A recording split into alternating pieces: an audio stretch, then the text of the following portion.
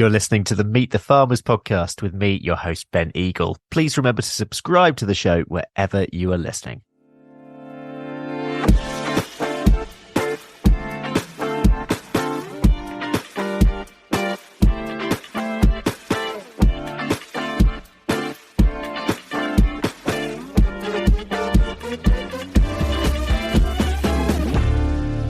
Which member of the Big Farming Quiz of the Year 2024 panel still possesses an item of clothing borrowed from the Farmers Club in London? And for a bonus point, this item of clothing. Huh?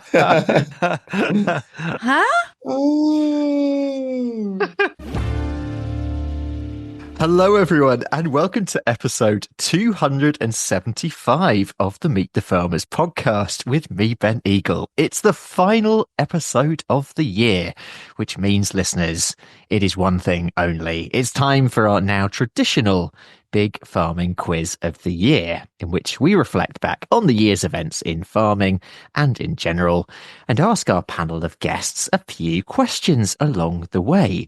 And if you want to play along, all the answers will be revealed at the end. And I promise this year, I will do a better job this year of keeping count of everybody's scores. Anyone who remembers last year, certainly Stuart Roberts, he always reminds me every time he sees me now. I sort of messed up last year, so guys, I will try and do a better job this year. Let's meet the teams. On my left, we have team number one. It was going to be captained by Flavian Obiero, who unfortunately is still on the M27, and hopefully he will be joining us. So team number one is one man only at the moment, Peter Green. Peter has a background in finance and accountancy, but he's a farmer in Cornwall, stabiliser suckler cattle.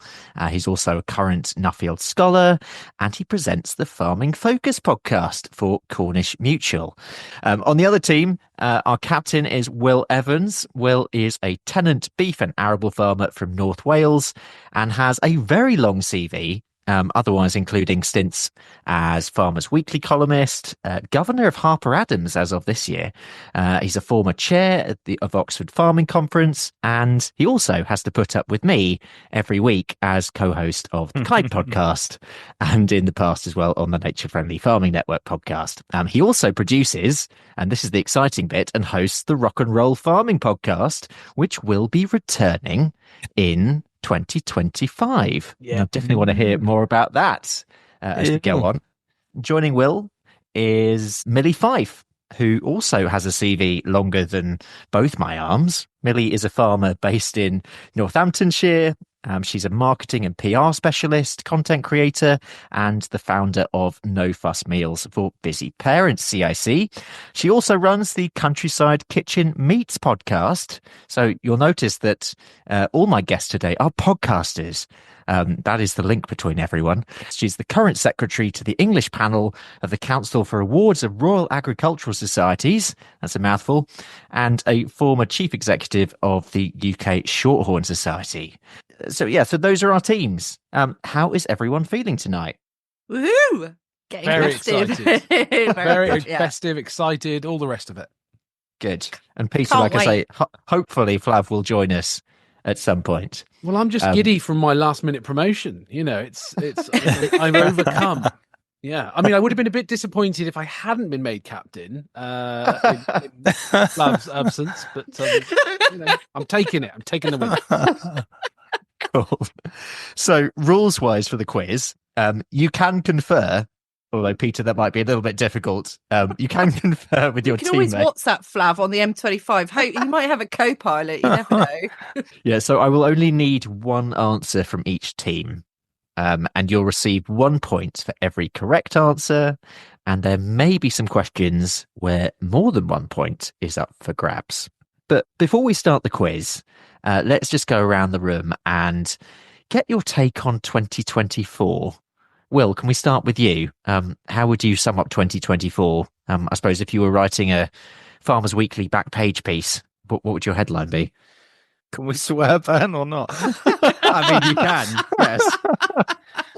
I've been thinking a bit about this last week too. Yeah, it's been a really difficult year. I think it's been the most difficult year I've had in farming by some distance, but that's mainly because we've been so badly hit by flooding.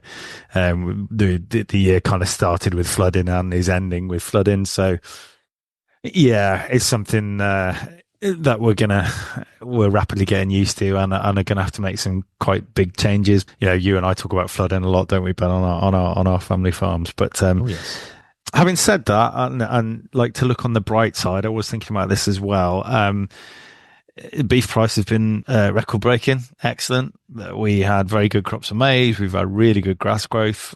Some things have been more of a challenge. Harvest was difficult, but yeah, I guess having said it was my most difficult year in farming, yeah, I'll give 2024 sort of 6 out of 10. Okay, that's slightly glass half full, I'd say. Yeah. Peter, I mean, we recently reviewed the year on the Farming Focus podcast.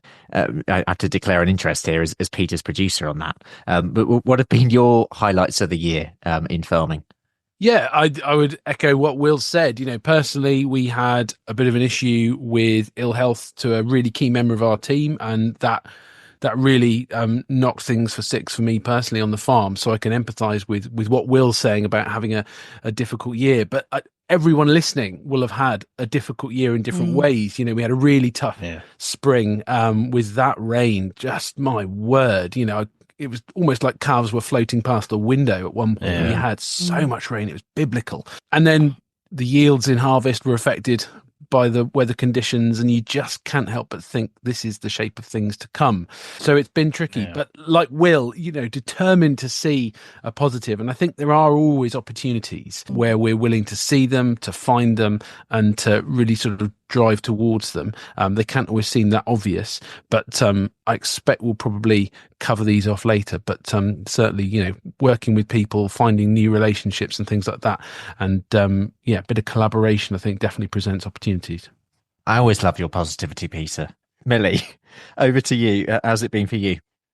I have had a number of opportunities, but I've also had a number of knocks as well. My year started with a huge knock because I was trying to apply for some grant funding, and I was working with a team who were like thinking that this was a dead cert, and you know, we were always going to get the funding, and then we got a no, and we went to appeal and got a no, and I went through a really difficult period of grief almost, because I thought we'd be a lot further along with the project.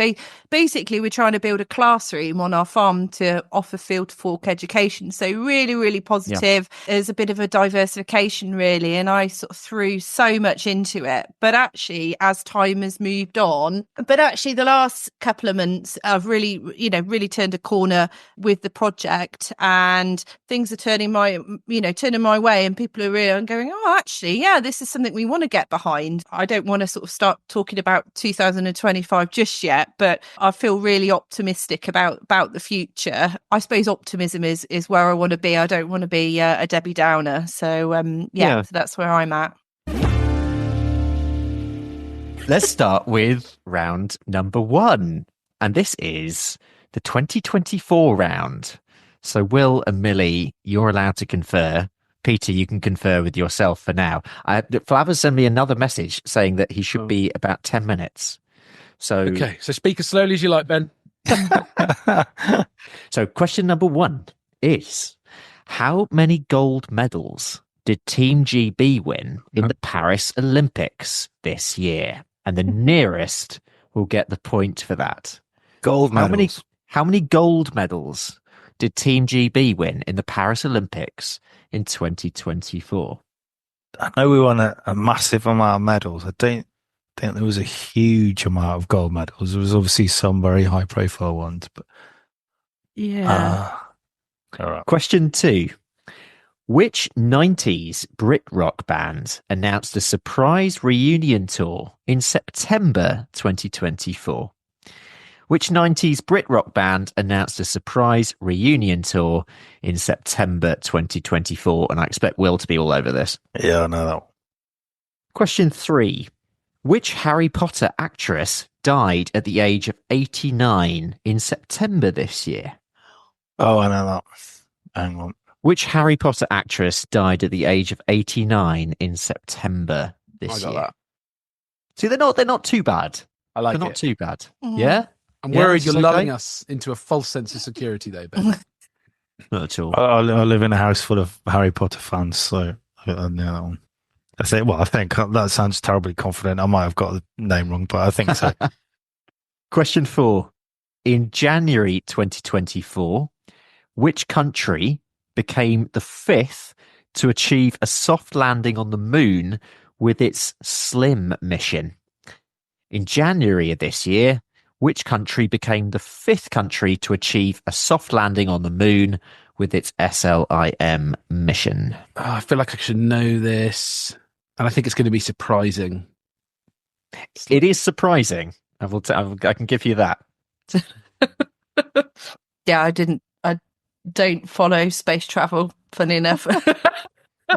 I kind of followed it from June onwards, so I mean, Oh. first half of the year, nightmare. Question 5. There are 2 more in this round. Donald Trump, there we are, survived an assassination attempt while at a rally this year. But in which state was he in at the I time? know that. Oh, good. Donald Trump Glad you. survived an assassination attempt while at a rally this year. But in which state was he at the time? And the last one in this round. Jeremy Clarkson opened a pub this year. Do you know its name? Yes. Jeremy Clarkson opened a pub this year. Good, I don't know that one. Do you know its name? Oh, is it? Peter's not looking hopeful on that one. Can you fall out with yourself? Yes, you can. I do it frequently. We're fast entering that territory.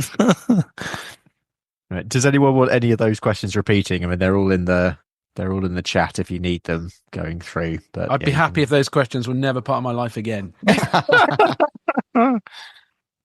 What are we thinking generally, though? Difficult, easy, somewhere in between? In between, yeah. Oh, that's Reasonable good. range. I think you want a range in a quiz, don't you? So yeah. Oh, that's good. I'm glad. Okay. Yeah. Let's go for it. Let's go into the big topic, which is the government's budget, which took place in October this year. And that was followed, of course, by the farmer rallies that we had in November. And more recently, hundreds of tractors actually descending on Westminster, mostly protesting against inheritance tax changes. Peter, give us a summary of what happened this year. That's your start for 10. So, please, can I get points? Is that right? I think I'm going to need them. I'm afraid. So, as you alluded to, Ben, the new Labour government came in and Rachel Reeves, as Chancellor, delivered her first budget back in October, I think, from memory. And there were some surprises in there, and there were some things which were less surprising. But I think particularly, and the thing which seems to have really grabbed the headlines, is the change that they're proposing to the agricultural property reliefs on inheritance tax. It's been sort of weaponized a bit, dare I say, by some parties or some groups, and as calling it a sort of a tax on family farms. And the idea is that instead of getting relief or not being taxed, farms over a certain value are going to be taxed, albeit at a half rate at 20% when they pass from the estate of someone who's passed away to their beneficiaries. Now, this is obviously really vexed a lot of people, and a lot of the unhappiness around that is this suggestion that farming doesn't give a great yield on the value of the land. The land and the assets and the business might be worth quite a bit, and there's some changes to business property relief as well. But actually, what people earn from those farms isn't necessarily enough to service that tax every generation when that farm moves on.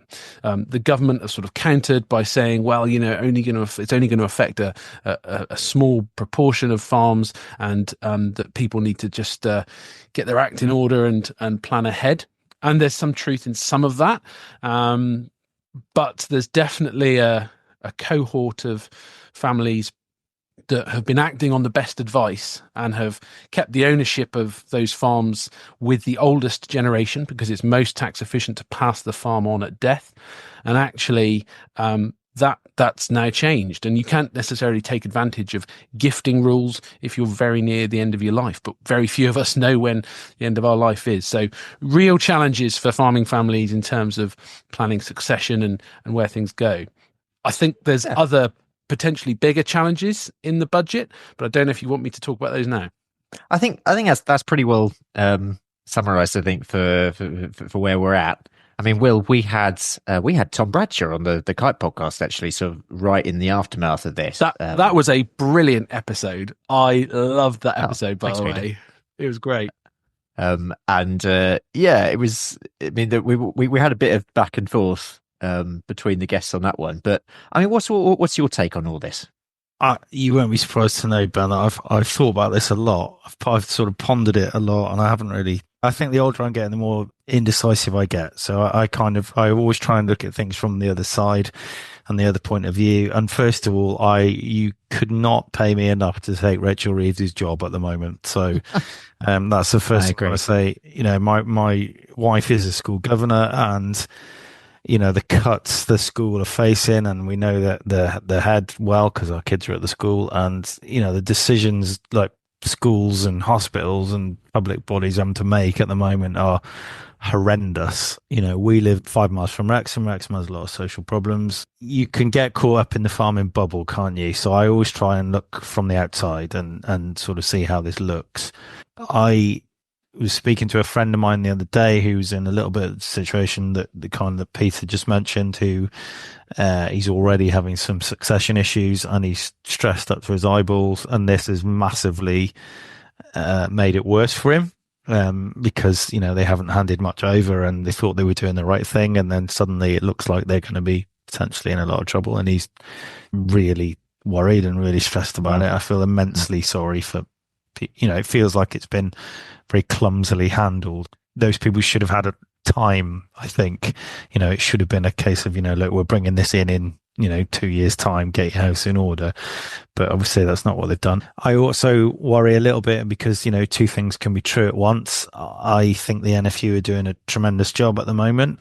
I'm a little bit worried about some of the very kind of angry, shouty social media influencers who've kind of taken it. You know, they are unelected. They don't.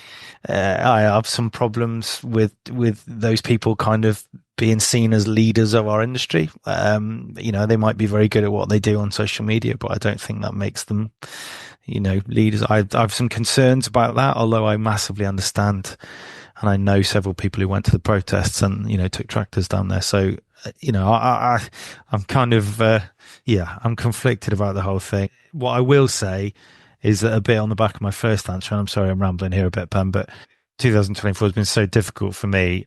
I've kind of deliberately I've just got my head down and focused on my own farm and what I can influence.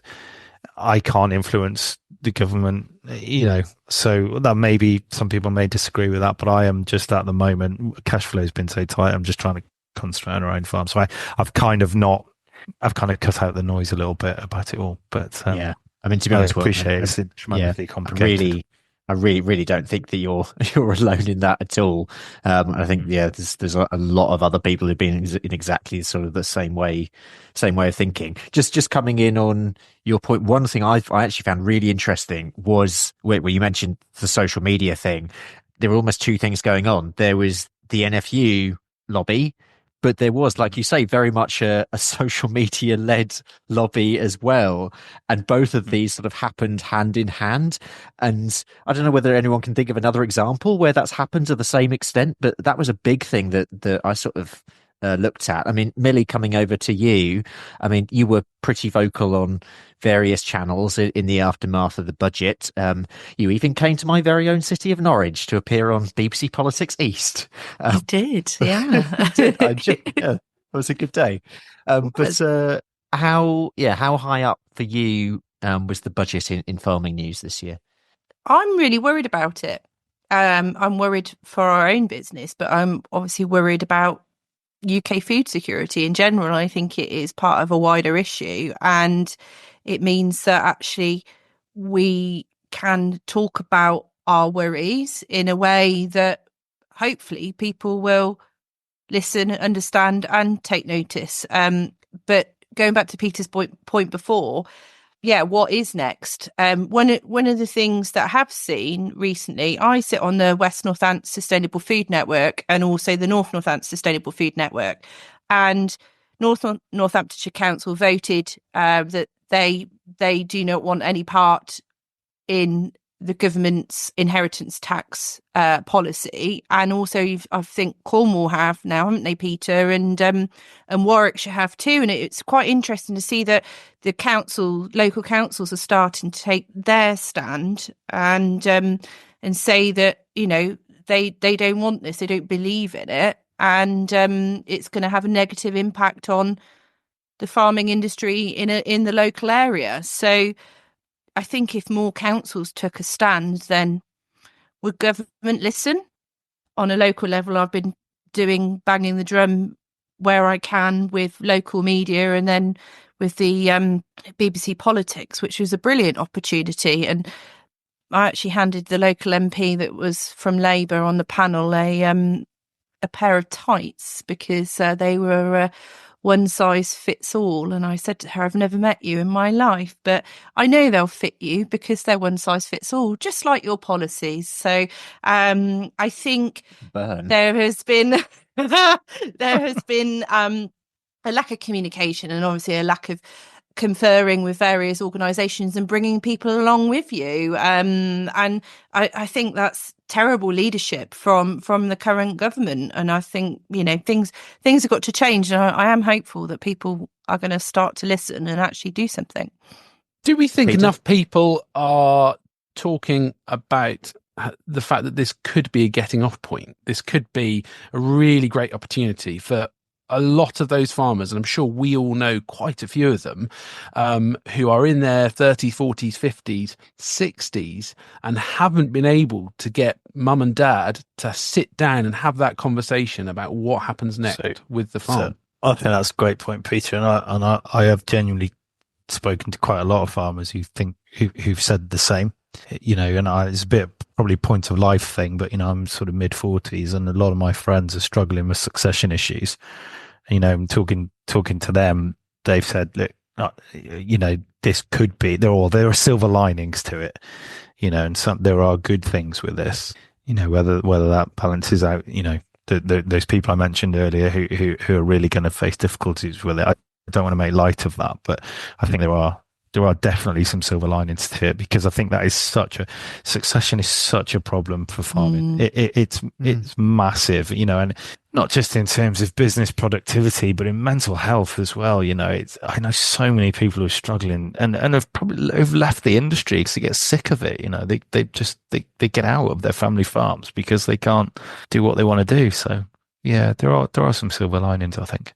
I think it's such an important point to make. I think for me, it's more than a silver lining. It's a gold lining. It's sort of embossed. And it's actually getting people talking. And I think it's a really important thing to actually reflect on. But I mean, as a story, we definitely haven't seen the end of this. I think it's going to be through 2025. It's definitely going to be something that's going to be developing. Oh my goodness. Mr. Flavian Obiero has joined us. All my padding, Hello, my flannel, it worked. Hello. All right, I'm so cold. Oh. For the listeners, Why are you so cold? You're wearing about 3 coats by the look of it, Flav. I've got a coat, a hoodie, a top, a gilet, and thermals. You need an electric blanket. That's what you need. Yeah, it's so cold. I just come from outside anyway, so it's cold out there. Thanks for joining us. We're only one round through, so Peter will be very happy you're here. Oh yeah, there we go. Yeah. I was struggling big time. Oh, you're gonna struggle a bit more with me here then. So now you are here. It's the perfect time to move on to the next round, which is the listeners' round. So this is mostly farming questions, I suppose, but there's a bit of a mix. Question 7, if you're ready. 2024 saw the UK's first harvest pool for growing sunflowers. Prompted by the conflict in Ukraine, But how many tons of sunflower seeds does the UK import on average every year? And the nearest will get the points. That is from Andrew Court. Is it in thousands or millions? It is in thousands. I can say that. It's in thousands. Okay. Hey, okay. It's probably not as many as you would think, actually. But it's still a lot. Question 8. This is from Will Oliver. What is the name for the discipline within soil science which focuses on understanding and characterizing soil formation and evolution, i.e. the technical name for the study of soil? What's the name for the study of soil? Flav is wincing right now. Will's massively qualified in that field, isn't he? Yeah, He what is. a nerd asking that question. Yeah, can you ask something easy? Yeah. Question 9 is from Ruth Grice. When was the first Stilton cheese made in the UK? A, the 1700s, B, the 1800s, or C, the 1500s?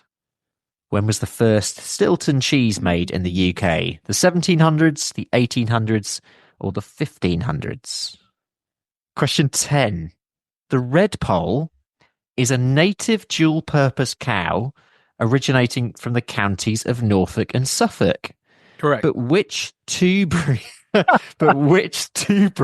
of cow were crossed to create it? Oh. That's from Hugh Fawkes. The red pole is a native dual-purpose cow originating from the counties of Norfolk and Suffolk. But which two breeds of cow were crossed to create it? And I'm going to be generous. I'm going to say you get a point for each one. We've got one more question in this round. I should know this.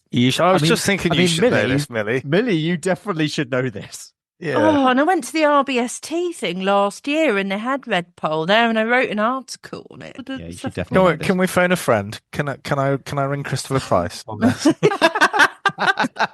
Unfortunately, that's not an option. Okay. We might have to make that happen for next year. Question 11. This is from Adam Short. Which member of the Big Farming Quiz of the Year 2024 panel still possesses an item of clothing borrowed from the Farmers Club in London? And for a bonus point, what is the item of clothing? Huh?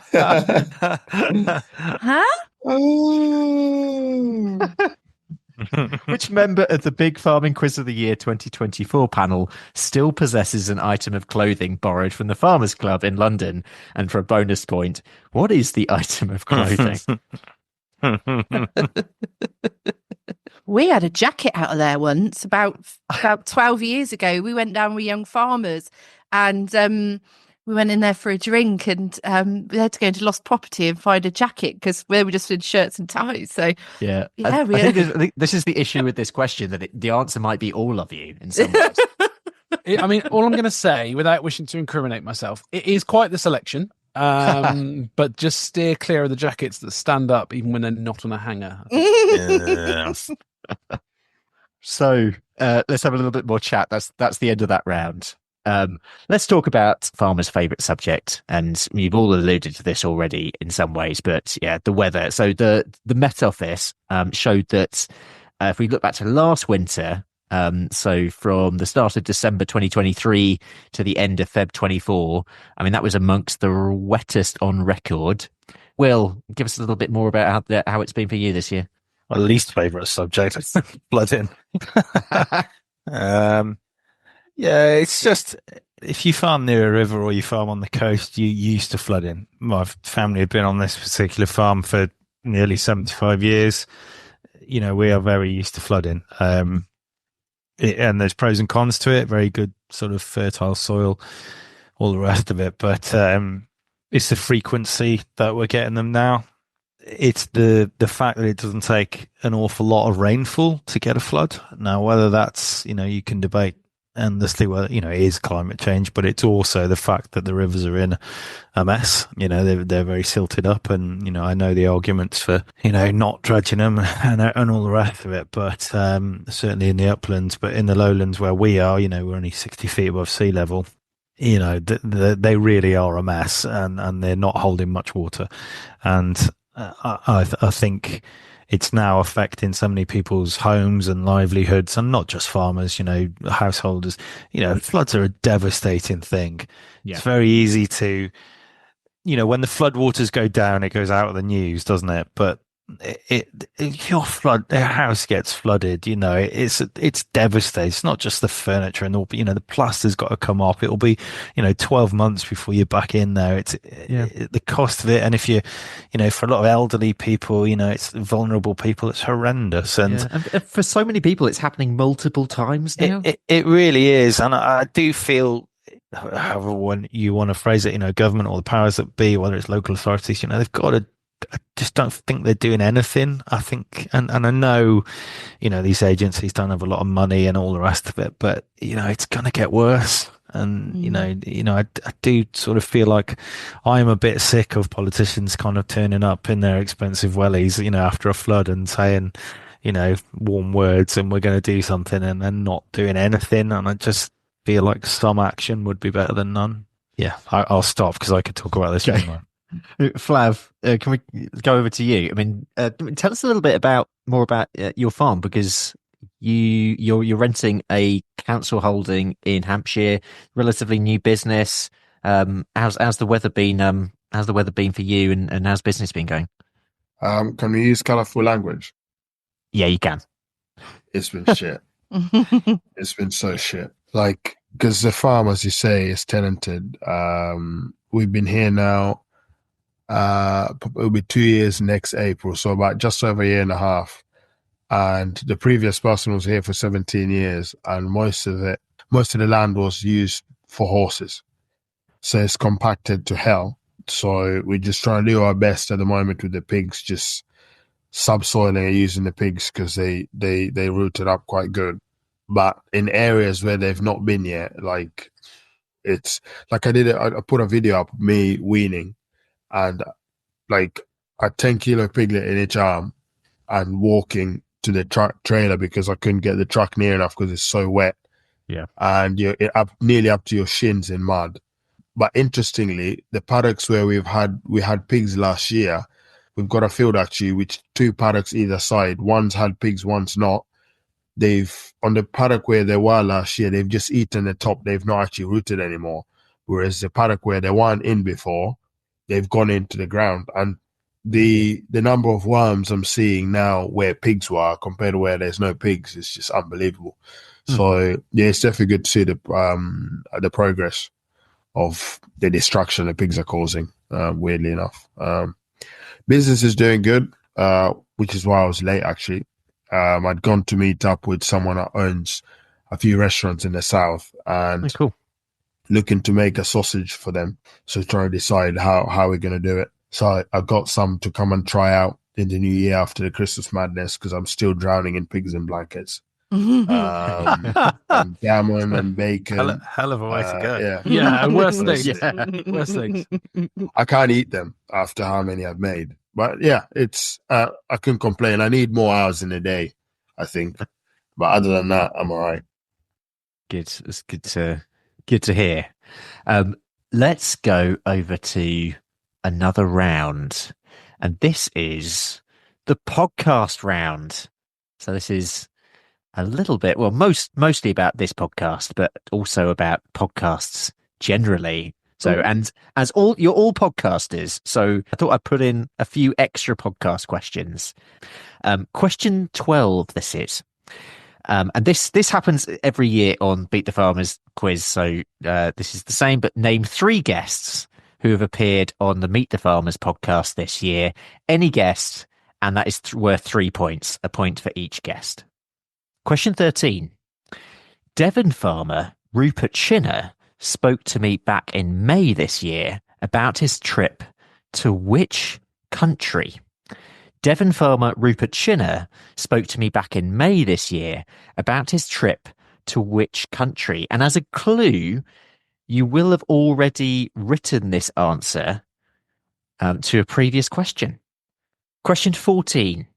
What's the name of the film about regenerative agriculture featuring farmers Anna Jackson, Adrian Gordon, and Ben Thomas that was released earlier this year and featured on Meet the Farmers in March? What's the name of the film about regenerative agriculture featuring farmers Anna Jackson, Adrian Gordon and Ben Thomas that was released earlier this year and featured on Meet the Farmers in March? Question 15. Australian farmer Rachel McGrath came on the show in January. But what kind of farmer is she? Well, you should know that. Clue being that we've also interviewed her on another show. Oh, yeah. Yeah. That was a bit of a clue. Yeah. That's probably a clue to everyone else as well. If you happen to know, including listeners, if you happen to know the show that Will and I host together. Question 16. This has nothing to do with farming. In the early days of podcasting, in 2006, this British comedian produced the most downloaded podcast in the world. And they co-hosted it with Stephen Merchant and Carl Pilkington, and it included segments such as Monkey News and Carl's Diary. And it was named after this comedian, but who was the comedian? You know, isn't it, Ben? Not Now Rock and Roll's coming back. Christ. Bloody hell. Question 17. This is the final question in this round. What is the name for the genre of non-fiction podcasts that examine criminal activities, especially murder and serial killers? What's the name for the genre of non-fiction podcasts? And I think it's the most popular genre, actually, and that examine criminal activities, especially murder and serial killers. And just to say that, and this is mostly to the listeners as well, you can't have, I'm not going to allow Rupert Shinner, Rachel McGrath, or any of the 6 inches of soil farmers as your answers for question 10. Just in case anyone was going to sneak one of those in. So before our final round, I think it's been a pretty hopeful show. I think you've given pretty hopeful answers to most, hopeful responses, I should say, to most things for next year. But I mean, what are thoughts on next year? What are you most hopeful for in 2025? Peter, start with you. Yeah, I did have a think about this one because I was expecting a question along these lines. I think you won't be surprised to hear, Ben. I've got 3 things in my head. I think there's a surprise. Something that that would really help the whole industry is if we can just get consumers to value their food just a little bit more highly. I know that sounds really glib and it's such a hard thing to do, but it's that sort of thinking about what we're buying, when we're buying, where we're buying, who we're buying it from, what we're using, reducing waste. It's all of these things. And it's going as far as thinking about, this concept of One Health. The better the food we eat, the healthier we are, the less of a drain there is on the state for that. So I think we can just use this goodwill that we spoke about, that Millie spoke about earlier, to maybe sort of push on that door to engage with consumers a bit more about the value of food. That'd be great. And we also talked about this silver lining, this golden lining, this embossed golden lining of maybe taking the opportunity to think a little bit more strategically about our farming businesses. And that might be sort of thinking about succession or regeneration, but also I think there's just this opportunity to be a little bit more open to change generally. So that's something that's really important. And again, Ben, you won't be surprised to hear me talking about cooperation and working with other people. I think farm clusters and working together can really give opportunities to work at scale together, to invest potentially together in new technology, which I think is going to be essential, especially for those sort of farms which aren't massive and don't have loads of capital, and just integrating a bit more vertically, working with processors and just that whole piece around having conversations, talking to other people and trying to get better outcomes for everyone. Grand. Flav, you looking forward to next year? Hey, I can't wait. Yeah. No, honestly, I think we've done a fair bit in the last year and a half on the farm, and I think I'm just getting started. Made a few mistakes, a few things I've done, I've gone off quite well, or I've gone quite well. So I'm looking forward to trying out a few more things and improving the things that have gone well. I think following from what Peter said, I think as an industry, we need to stop relying on others to better our situation. I think there's so much of that thing of Like, oh, the government has done this, government has done that. But meanwhile, we still aren't engaging with the public. We don't engage with the public enough.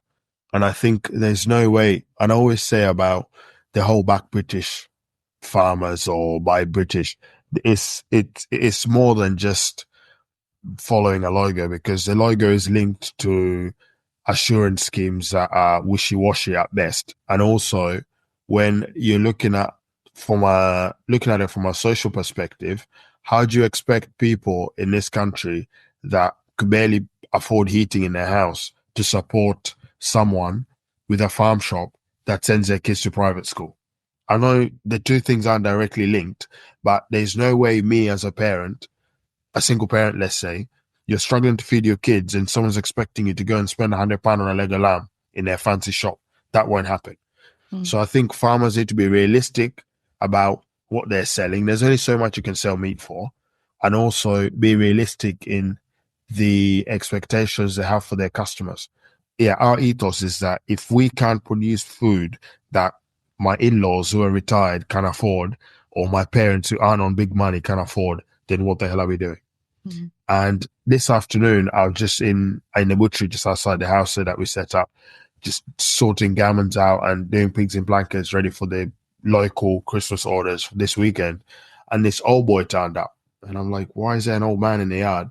And he said, oh, hi, I've just been sent by my daughter because she said you do some really good sausage meat. Can I have some? I said, yeah, come in. So he started talking. He said, right, I'll have 2 packs of sausage meat. Can I have some chipolatas? I said, can I have plain sausage? I said, I've only got some that they've already been bought and someone's picking them up. They said, right, when you're making the next lot tomorrow. So, right, here's my address, write it down. I'll take 1 kilo tomorrow. This is someone that lives 4 minutes away from me. And of late, I've been having more people come in, Kenyan families driving from Portsmouth, coming here saying, oh, you've got a butchery. Can we watch you cut up the diced pork that we want to buy? Or a guy drove from Reading, an hour away, to come and buy goat, found out it's run out. He bought pork instead. And then he said, right, when are you next sending the next goat? I said, January. He said, right, I'll take 10 kilos. So that's the engagement I'm talking about. It's time consuming. Yeah. It's not easy, but that's the only way I think farming's going to get out of the predicament that we're in, because the government will never, ever get us out. Neither will supermarkets. So we just need to wake up and smell the coffee. Otherwise, we're going to carry on whinging till the end of time.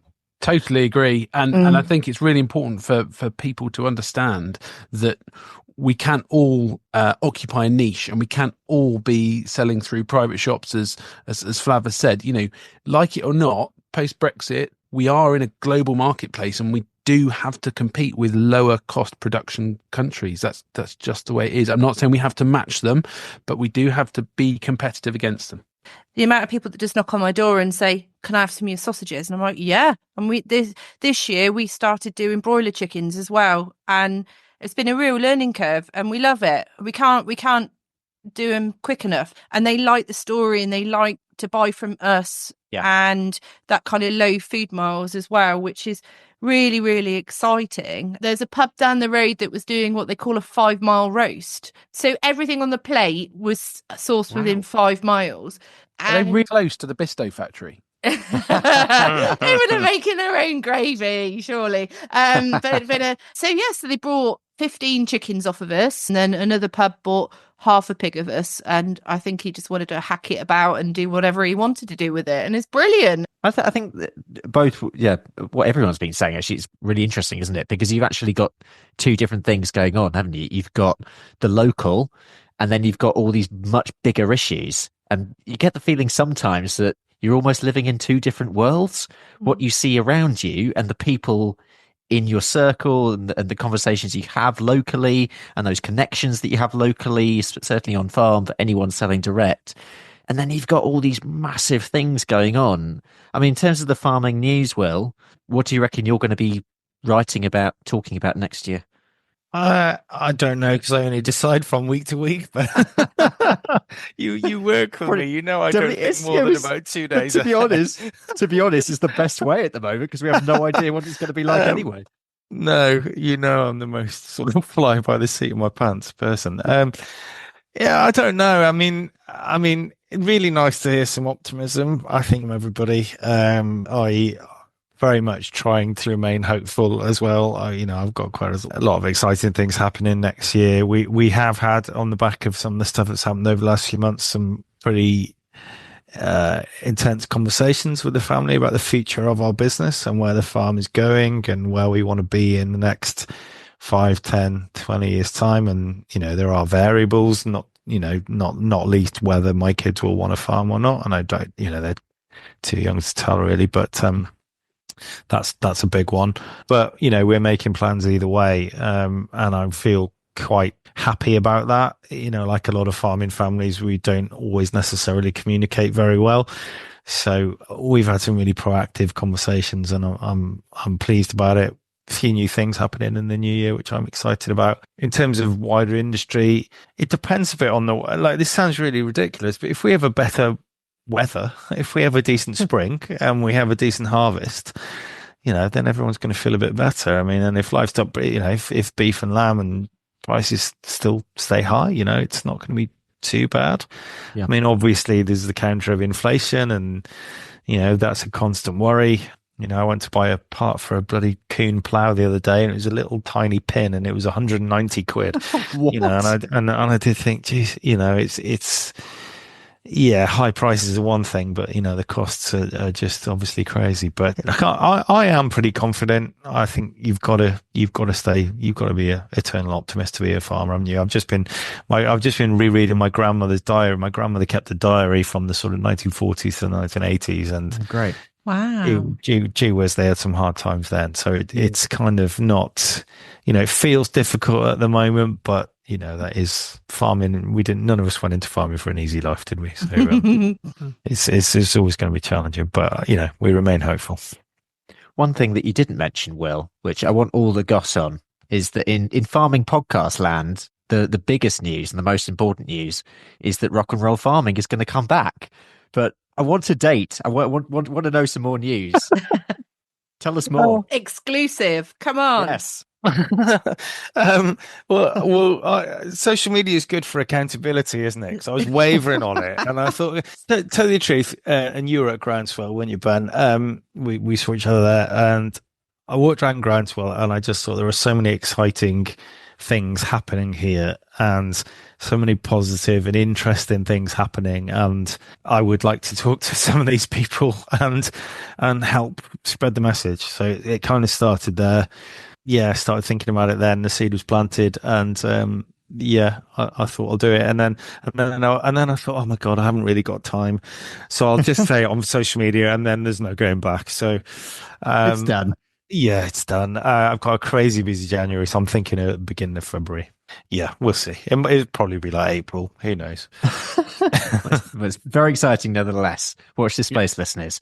Right, before we've got another round, actually. I nearly forgot we've got another round. It's the final round, and it is the general knowledge round. We have 5 questions in this round. Question 18. What is the currency of Denmark? Oh, is that a trick question? Denmark. It's not a trick question. It's not a trick question. Question 19, and these really are all a bit random. Name the coffee shop in US sitcom Friends. And I need the right spelling. Question 20.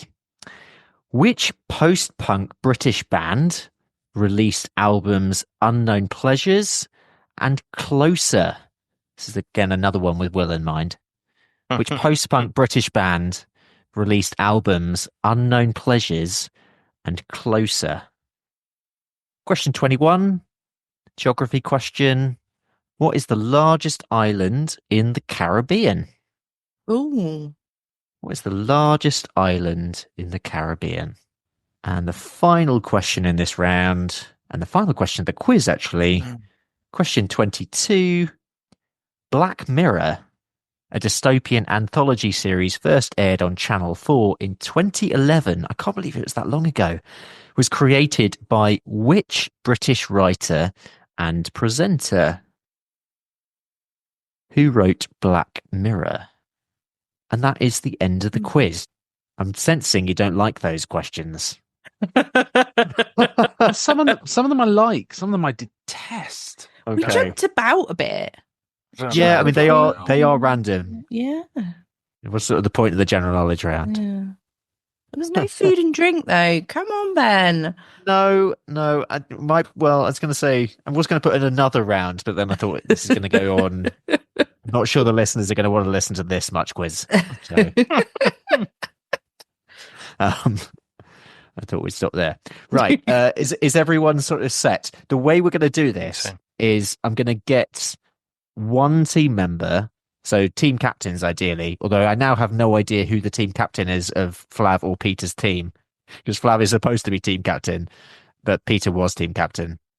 So one of you needs to private message me your answer as we go along. Okay. So and listeners as well, if you have been playing along, just mark your own answers and see if you've done better than the guests. Right. Okay. Let's go back to the top. So question 1 was, how many gold medals did Team GB win in the Paris Olympics this year? Send me your answers. And it's closest gets the point? The closest will get the point. Yeah. So I've got Will and Millie's answer, and I've got Peter and Flav's answer. So the answer, you're way over. I mean, GB are a good team, but they're not quite as good as you thought they were. It's actually 14. Oh. So Will and Millie get the point. Ooh. Sorry, Will and Millie said 30. Peter, Peter and Flav said 42. Yeah, I bumped it up a bit as well. 1 point to Will and Millie. Okay. Question 2. The Brit rock bands who announced a surprise reunion. Yep, you both get a point. It is Oasis. Nice, Peter. Good work. Question 3. The Harry Potter actress who died aged 89 in September. Yep, you both get a point. It was Dame Maggie Smith. Oh, I would not have known that. Go on, Peter. Yeah. Question 4 was the moon mission. Which country became the 5th to achieve a soft landing on the moon? Now, interestingly, you've both gone for the same, and that would make sense. That's actually who I would. So you both said India. It's actually Japan. Oh, you must be wrong. Oh, really? Majority wins. Actually, Japan. Which state? This is question 5. Which state was Donald Trump's assassination attempt in? I've got an answer from Will and Millie. Yeah, you're both right. It's Pennsylvania. Yes. God, this is good. This is good. There's 1 point in it at the moment. And Jeremy Clarkson's pub. Jeremy Clarkson opened a pub this year. Do you know its name? I will be very impressed if you know this. Millie was so confident. Oh my goodness, Millie! So Millie got this. Millie got this. It's called the Farmer's Dog. I used to go. I was a Whitney Young farmer, and before years ago, we used to go for our Christmas meal there when it was something completely different. So yeah, right. No, very good quizzing. Good quizzing, Millie. So weirdly, I had the farmer's bit in my head, but I knew it wasn't Farmer's Arms, so I just went. Oh. Anyway, we'll pull it back in a minute. Oh, for sure. Yeah, for sure. So at the end of the first round, Will and Millie are 2 points ahead. Ooh, nothing. Yeah, nothing. But there's nothing in this. There's nothing in this. All to play for. Not at all. We'll move ahead to the listeners' round. So Andrew's, I quite like this. I quite like this question.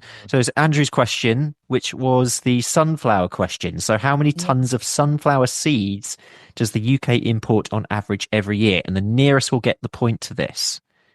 So Will and Millie put 200,000 tons, which is a little. It's quite north of where it is. Toppy, that's toppy. Yeah. But Peter and Flav put 87,000 tons, which the answer is 60,000. So, wow.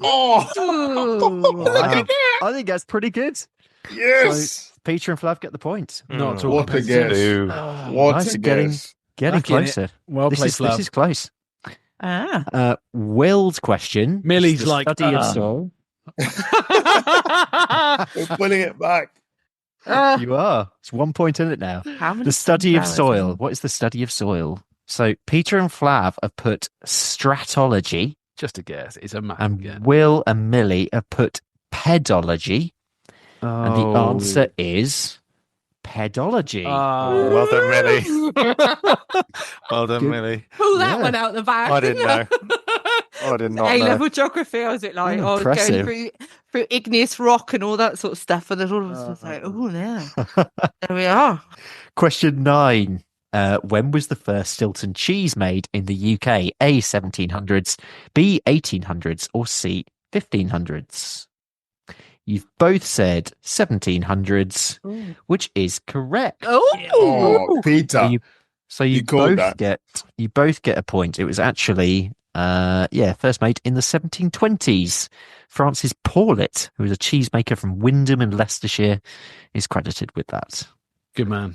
Thanks, Ruth, for Tasty. I was thinking of all those sort of pissed up Georgians and their port and, and, the Stilton to go with it. Our Stilton has just arrived for Christmas. that. That's it. It's Nice. Very excited. I mean, it's definitely one of the best things about Christmas. Yes. Yeah. That's a Soxy one, isn't it? I mean, I don't think the people less at stinking Bishop. Cropwell Bishop would agree, but I mean, It tastes good though. It does. It does. Okay, so the red pole. This is a dual-purpose cow, but which 2 breeds of cow were crossed to create it? And there's 2 points available for this. Nominate you for this, Millie. You message Ben. I'll be. We had some discussion over it, didn't we? But I'll go with whatever you think. Wow. I mean, I'll be very impressed. the Very impressed with horniness, this. the Mm. horniness got- of the breeds was a talking point in our chat. Okay, so from Peter and Flav, I've got Sussex and Shorthorn. Okay. Oh, interesting. Millie Yeah. and Will have put Dexter and Ruby Red Devon. You're good with the colouring. So it's actually, unfortunately, neither of the teams get any points. It's the Norfolk Red and the Suffolk Dun. Oh, okay. Okay. Yeah. I mean, I would have been very impressed if you got that, but unfortunately, Well, no we've learned points. something new, haven't we? I didn't Not- even know that they had their own breeds.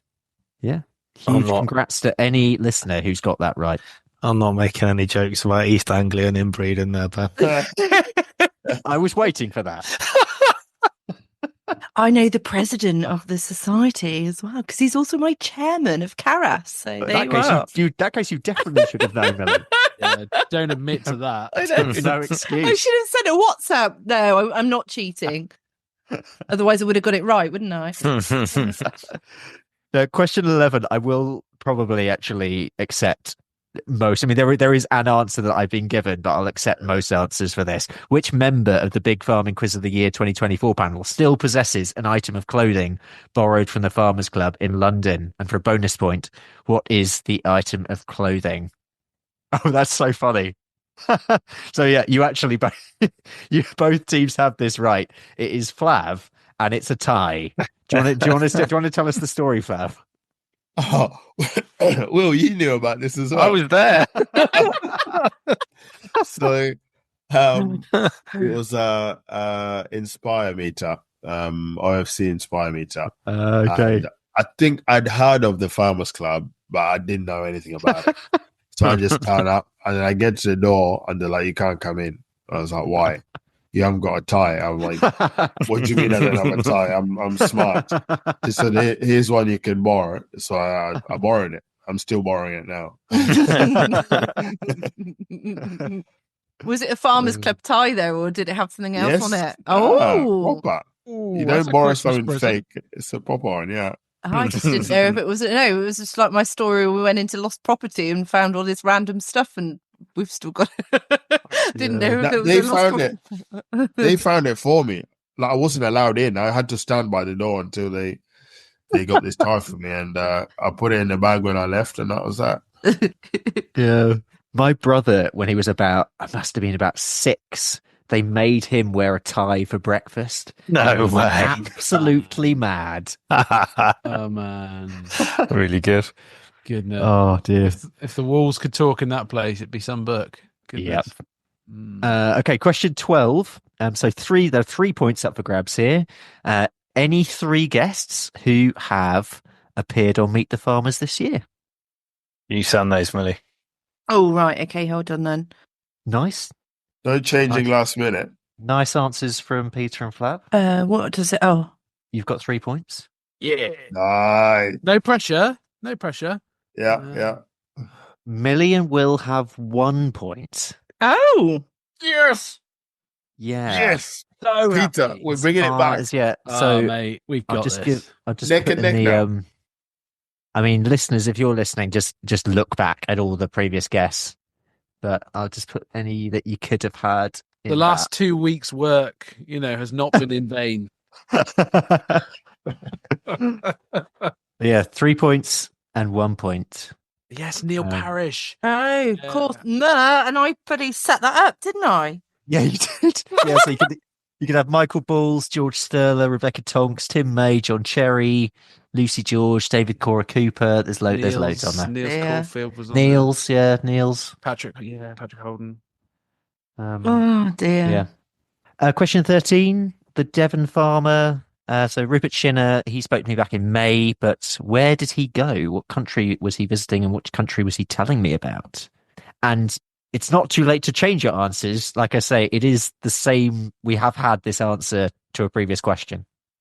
Oh, right. Okay. So that. Yeah, you're both right. It's Japan. Yes. Right for both. Question 14. The film about Regen Ag that was released earlier this year. And if anyone hasn't seen this film, still very much recommend. Yeah, you're both right. It is 6 inches of soil, points all round. The Australian farmer, Rachel McGrath, she came on the show back in January. And Will and I have also spoken to her on another podcast. So what kind of farmer is she? Yep, we spoke to her on the Kite podcast. So she's a dairy farmer. Good work, Peter. I would have messed that up. Oh, the pressure. Yeah. It's really close. It's really close. Yeah. Question 16. The British comedian who produced the most downloaded podcast in the world in 2006 was... Yep, you're both right. It was Ricky Gervais. I used to listen to that. It was good. Did you? Good. Yeah, it was good. Yeah. How long did it run for? Not that long. Yeah. Maybe a year or so. Okay. Yeah, it was good. XFM, wasn't it? Or Radio? Yeah, it was. Yeah. It was really good, really funny. Stephen Merchant was brilliant. Yeah. 17. The genre of non-fiction podcasts that examine criminal activities is... Yeah, Will. Yeah, you're both right. It is true crime. That was a strong round for everyone. Lot of guessing. It's a very strong round. And yeah, the general knowledge round, the final round. The currency of Denmark is... Yep, it is the Danish kroner. Both correct. 19. The coffee shop in Friends is, and I need the right spelling. Both right. It is, of course... Central Perk. Yes. Flav's just nodding like, yeah, I knew that. Yeah. Yeah. I did not. This is all Peter's work. I'm quiet because I'm waiting for that breakpoint question. Okay. Well, the break point for me is 22 because I have no idea what the answer to that is. We've got that one nailed. Oh, Haven't we, no. Flav? Yeah. Oh, no. I'll be impressed with this one. So who released the albums Unknown Pleasures and Closer? It is, of course, Will. Joy Division. Yes. Oh. Question 21. The largest island in the Caribbean is... This is a guess. Yeah, we were having an R and we got 2. But... Oh, this could be a critical answer. Oh, no. So Will and Millie have said Cuba. Peter and Flav have said Jamaica. Yeah, we thought... no. And the point goes to Will and Millie. Yes! It is Cuba. I said Jamaica, and he was like, "No, I think it's Cuba." I was like, "Oh, I think I've had that in a quiz before. I think it's just lodged in the back of my mind. Was it a quiz that you're at with Ben? That could be a critical answer. And the Flav final is question. inconsolable. Oh, he's not happy with that. Black Mirror. Who created Black Mirror? The British writer and presenter.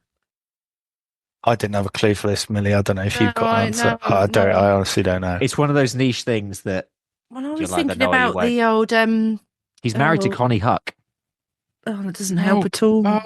Oh. Go on, Yes. Peter. Yeah. I don't know. In my Oh. head. Yeah. Oh, in my he's he's head. nearly Got it. there. This, And I've this, got will be- his this first is this is name. important, Peter, as well. Come on. Not his first name. Well, the answer is Charlie Brooker, which Peter and Flav got right. Ah! Well done, guys. Yes, Peter. Mm. What does this mean? What does this mean, Peter? Well, Oh, the scores are in. turkey for Christmas, not chicken. The scores are in, and there is 1 point in it. No. God, I feel sick. There is. Can't make One- it up. One And we know- team has 18 points. I feel One sick. team has 19 points. We know what your arithmetic is like, though, Ben. Yeah, Well, count again. this year, I put it all on an Excel file, and it's all there, and it's all there. Yeah, so it's definitely right this time. Are you sure all the rows are lined up? They definitely are. I can't believe I care so much about this. I'm sweating. I am so invested. Like from a man who was Sub-Zero when he joined the call, Flav is now just perspiring for all he's worth. With 18 points is Peter and Flav. Oh. With 19 points are winners for this year's Big Farming Quiz of the Year, Wow. Will Evans and Millie Fyfe. It's just not possible. Oh, wasn't it 3 points for Charlie Brooker? So close. Nice They got try. so long. They got so long. They should have a point deducted. Oh well, we Well did done, not. We guys. didn't know. But Well well done, done for guys. picking that out of your the back of somewhere. Yeah, and It's impressive. That's all Peter right there. Yeah, Wow. amazing. I am absolutely spent. So yeah, our victors this year, Will and Millie. Congratulations. We will leave it there though. Do we get a That is it trophy? for today's show. I could put it in the post, but it probably the state of the post, Millie. It won't be with you until next year anyway. So Oh, what? Yeah. Whatever the trophy, it'll be I hollow should do like the that. victory.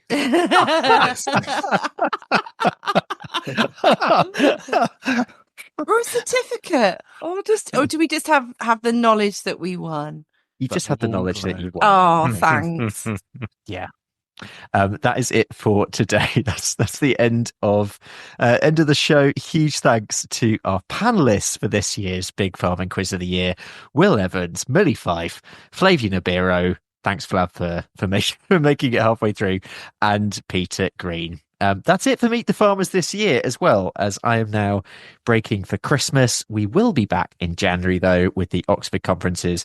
And like we said earlier on as well, very excitingly, Rock and Roll Farming will be back in the new year at some point too, which is very exciting. maybe Maybe. No, definitely will. if they get around to it. Yeah, you have to now. So all that's to be said is a huge thank you from me to everyone who's come on the show this year, and to all the various sponsors of special episodes as well. I'm hoping actually to do some more documentary style episodes and event episodes in 2025. The show's grown again this year, so massive thank you to all of you guys, the listeners, and welcome if you're a new listener this year.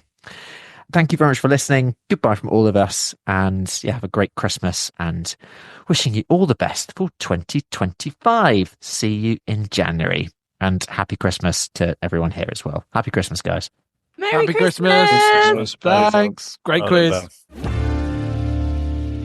Meet the Farmers is brought to you by RuralPod Media, the only podcast production agency to specialise in the rural sector. We're on a mission to make rural stories mainstream and help businesses, organisations and communities like you tell your story through podcasting. Podcasting is a fantastic way of connecting with your audience, whoever that might be, getting your message out there and networking with leaders in your niche. RuralPod Media can help you by launching your new podcast or helping you with the technical side. We also provide podcast training and an audit service if you already have a podcast, you're not sure where to take it to next. For more information or to book a call, visit ruralpodmedia.co.uk. That's ruralpodmedia.co.uk.